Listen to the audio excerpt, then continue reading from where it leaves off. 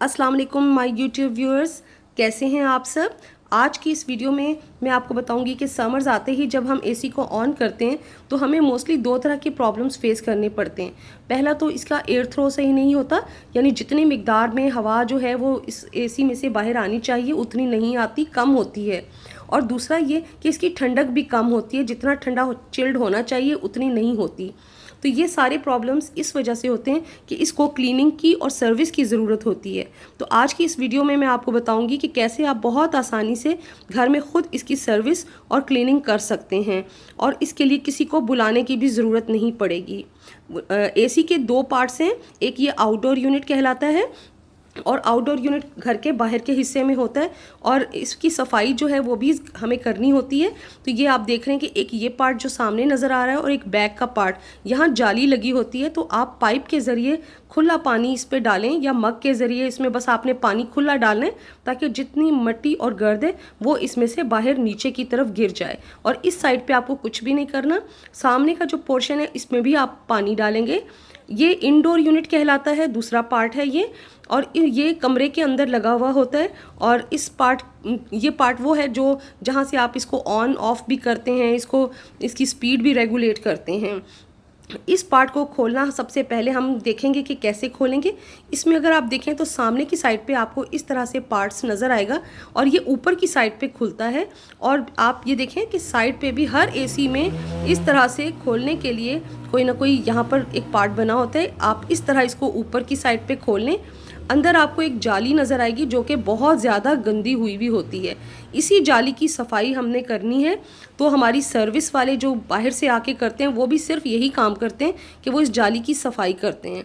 तो हमने सबसे पहले इस जाली की सफाई करनी है। इसको खोलने के लिए आप इस तरीके से इसको आराम से, ये जो है ये निकल आती है, इसमें कोई बड़ी रॉकेट साइंस नहीं है।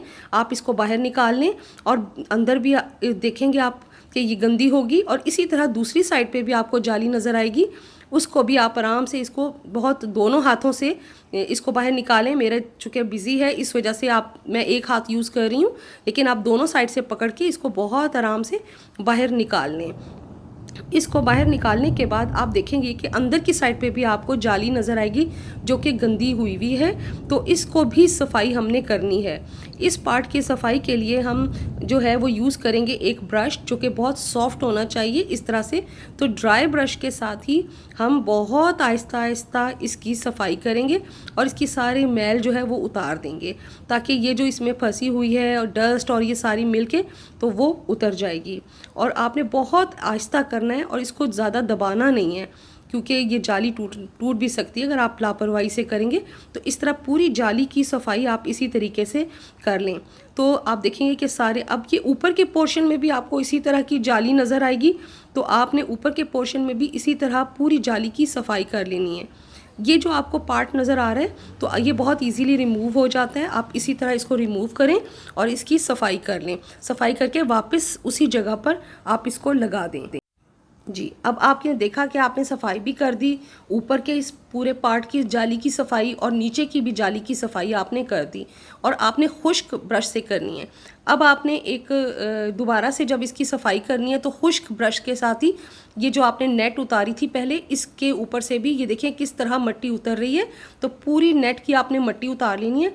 अब आपने किसी मग में, चाहे आप फेरी यूज़ करें या आप इसकी जगह पे सर्फ भी यूज़ कर सकते हैं, जो भी चीज़ आपके पास अवेलेबल है, सर्फ हो फेरी हो, तो वो डाल के तो इसको इस तरह से तैयार कर लेंगे।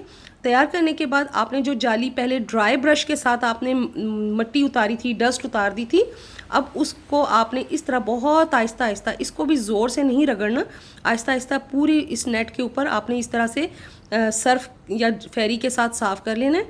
और अब इसको खुले पानी के साथ इस तरह से आपने धो लेना है। जब ये अच्छी तरह से आप देखें इस तरह से बिल्कुल ये साफ़ हो चुकी है और इसी तरह आपने दूसरी नेट को भी साफ़ कर लेना है।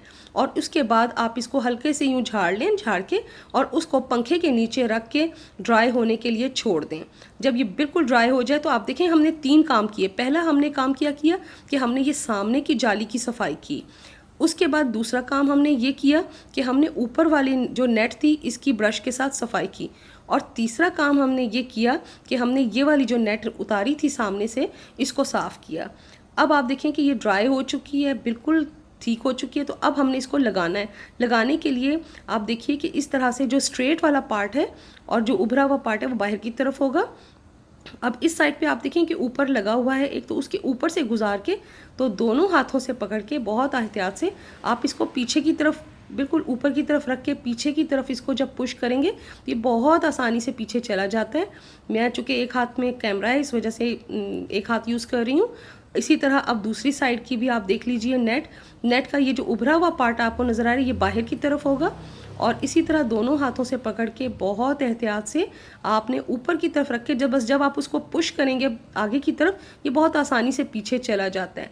और अब आप ये देखिए दो आपको होल्स नज़र आ रहे हैं, तो इसमें आपने इसको आराम से इस जाली को फंसा देना है। ये देखिए बहुत ईजी काम है, कोई इतना मुश्किल काम नहीं है। अब ये जब जाली अच्छे से फिक्स हो जाएगी तो अब आपने देखा कि जाली भी साफ़ है, अंदर से भी इसका सारा पोर्शन साफ़ है। अब इसको आराम से आपने बंद कर देना है और बंद करके अच्छी तरह से ये देखिए लॉक हो गया। अब आप जब इसको ऑन करेंगे तो अब आप देखिएगा कि इसकी जो थ्रो है वो भी कंप्लीट होगी और हवा भी ठंडी आ रही होगी। तो अब आपकी ये बिल्कुल तैयार है। तो अब ये देखिए एसी की सफाई बिल्कुल मुश्किल नहीं है।